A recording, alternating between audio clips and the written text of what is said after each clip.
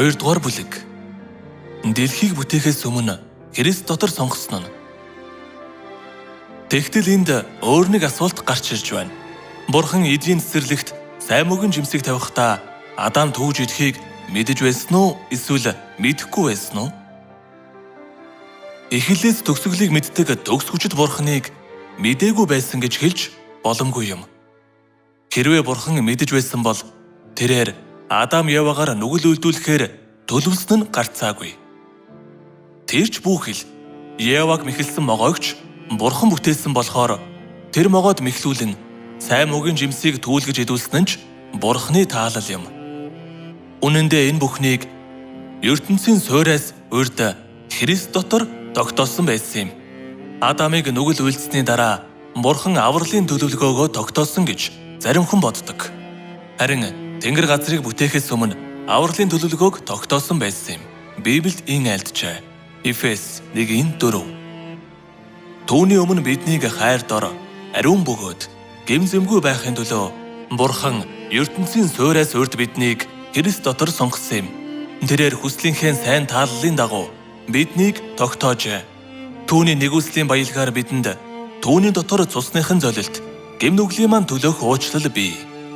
Бурхан авралыг өвлөх, өв залгамжлагч нараа ертөнцийн суйраас урд Христ дотор сонгосон гэсэн тул Адам хэдийн үхэхээр тогтоогдсон байсан нь тодорхой ажээ. Нүглийн их үндсийн тухайд бид Адам Евагаар л хэсэгчлэн тайлбарлах биш. Адамын түүхийн талаарх Эхлэл 2-3 дугаар бүлгийг Исая 14:12-оос 14 болон Езекиэл 28:11-ээс 17 дугаар ишлүүдтэй холбож судлах хэрэгтэй. Тэгж байж л замаа алдсан тэнгэрлэгч болон хүн хоорондын харилцааг баттай ойлгох болно. Адамын гэм нүгэл нь махан бие өмссөн хүнд амархан ойлгогдохоор сайтар тайлбарлагдсан байдаг. Исая болон Езекиэл ном нь бидэнд тэнгэрлэгч нар хэрхэн нүгэл хийж, хэрхэн замаа алдсныг зааж өгдөгч. Үнэн дээр тэдний нүгэл Адамын гэм нүгэлтэй адилхан юм. Исая номонд анхны гэм нүгэлтний Бурхан дуруунд тэрсэлсэн шалтгаан, дотоод сэтгэлийн үйл явцын талаар, харин Езекиэл номонд анхны гэм нүгэлтний мөн чанар ба хэрэгэн зэргийн талаар тус тайлбарласан байна. Езекиэл номын тэмдэглэлээс Тэрийн хаан тэнгэрт нүгэл хийснийг нь бид харж болно. Тэрээр халахалдаг тослогдсон хэрөв тэнгэр элчээр оршиж, Бурхны ариун ууланд галт чулуунуудын дундуур явж байсан аж. Харин сүр жавхлангаар бэлгсэн учраас зүрх нь бардамнан өөрийгөө завхруулж нүгэл үйлдэн эцэст нь хөөгдсөн байна. Библиэд ин айлтжээ. Езекиэл 28:11. Дахин эзний үг надад ирж: "Хүний хүү чи Тэрийн хааны тухай гашуудлын дууг гарган түүн төгөөл. Эзэн Бурхан ингэж айлдаж байна. Чамд мэрхэн ухаанаар байлгасан үдсэглэн төгс бүрэн төгөлдөр тамга байв. Бурхны эзэрлэг эдиэнд чи байв. Эрдэнсийн чулуу бүр чамайг бүрхэж байлаа. Бадмараг, молор, алмаз, биндрия, судалт гартаам, хаш, эндранил, оюу маргад байв. Хүрээ, углуургууд чинь чиний дотор алтаар урлагдсан байв. Чамайг бүтээсэн өдөрт тэдгээр нь бэлтгэгдсэн байлаа. Чи халахалдаг тослогдсон хэрөв байсан.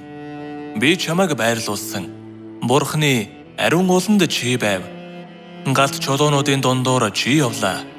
Гоо үсгэлэнгээсээ болж зүрх чинь бардамнав. Сүр жавхлангийнхаа улмаас цэцэн ухаанаа чи завхруулжээ.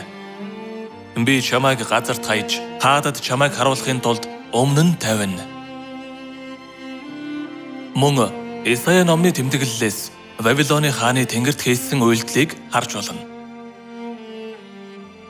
Тэрээр үүрийн хүү Галбат Соломонгийн яруу алдарт байр суурьнд байсан учраас сэтгэл нь бардамнаж, Бурхны оддын дээр сэнтигээ босгоно хэмээн Бурхантай энэ зэрэгцгийг санаархаж байгаад эцэст нь нүглийн энэ газар руу хөөгдсөн ажээ. Исая 14:4. Чи Вавилоны хаанд энэ ёгт үгийг өргөнө.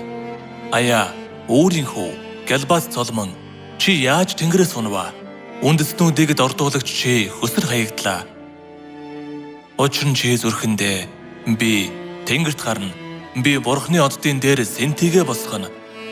Би умардын хамгийн чандад чуулганы уулан дээр заларна.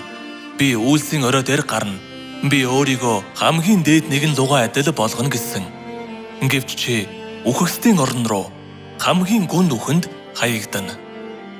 Энэ хоёр бүлгийг харьцуулан судлахад бид нүглийн их үндсийн талаар суур ойлголттой болно.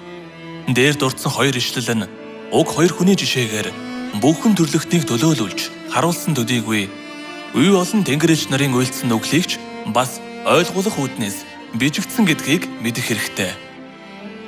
Библиэд ийн альджээ. Илчлэл 12-9.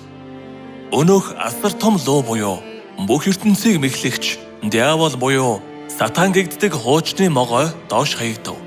Тэр дэлхий рүү хаягдлаа. Түүний хамт тэнгэрэлч нар нь ч доош хаягдав. Сатан эхэндээ тэнгэрт бурхны эсрэг урам дэрслээд үе олон тэнгэрэлч нарын хамт доош хаягдсныхаа дараач хүртэл дэлхийн төлөөлөгч болон Тэнгэрийн анх төрөсдийн чуулганд оролцож байсан боловч Есүс түүнийг загалмайгаар ялангуут Сатан Тэнгэрийн анх төрөсдийн чуулганаас бүр мөсөн хөөгдсөн юм.